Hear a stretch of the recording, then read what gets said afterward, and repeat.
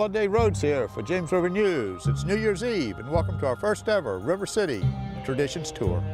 Let's go out and see if we can hunt up some traditions here in River City. Now, first off the bat, let's find ourselves some fireworks. It's not hard to find them. You can find them just about every neighborhood in River City. I guess fireworks are pretty much a tradition around the world. In some neighborhoods in River City, you can't tell the cherry bombs from the gunfire. It seems like the perps and thugs here like to take their weaponry out into the cold night air and blast the sky to ring in the new year. Sometimes, though, it's more than just the sky they shoot at. Sadly, this isn't the first homicide scene I've visited on a New Year's Day in this town. Now we're going to go on to another tradition, and this one had its origin in the Civil War.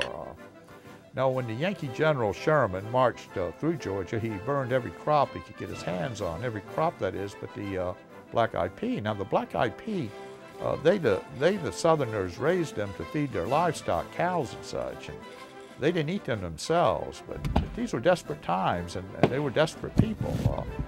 And they actually found the Black-Eyed Pea to be good eating.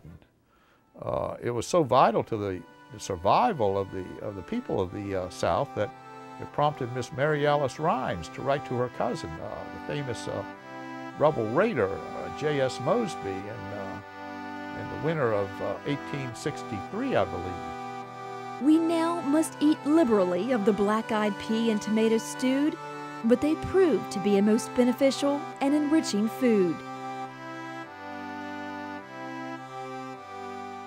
The Black-Eyed Pea has been a favorite food in the South since the Civil War, and it's become quite a tradition in the South to make Black-Eyed Pea along with the stewed tomato, the collard greens, and the good cornbread the first meal of the New Year's Day. If you make it the first meal, tradition has it that the Black-Eyed Pea will bring you riches. After all, they are the color of copper, and that's the color of pennies, and pennies were worth quite a lot more back in the Civil War and even through the first part of the 20th century. Stewed tomatoes, they say, will bring you health, and there's some scientific evidence to support that now. And of course, the collard greens, they'll fill your pockets with folding money, and the good cornbread, they will fill your pockets with gold. It's a good tradition, and it's also good eating. Other traditions don't fare so well. When I shared a New Year's breakfast with this exceptionally pretty young lady a few years ago, this place was the only game and carry town. Everything else was closed. You could fire a cannon down Carey Street and not hit a single person.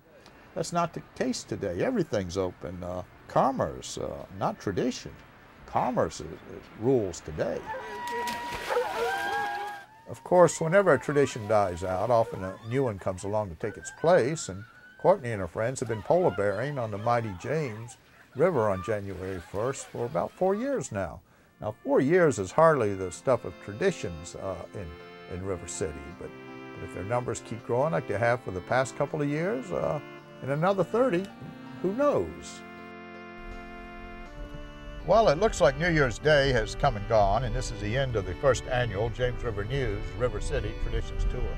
We're going to close with a quote by William Jennings Bryan. Bryan was the greatest orator of his day. He was 3 times a candidate for the presidency of the United States of America. He was the role model for the Cowardly Lion in The Wizard of Oz. On July 9th, I believe it was, 1896, at the Democratic National Convention, he had his finest moment.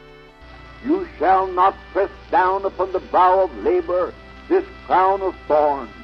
You shall not crucify mankind upon a cross of gold. For James River News, I'm Holiday Rhodes. Don't let the joy within you die.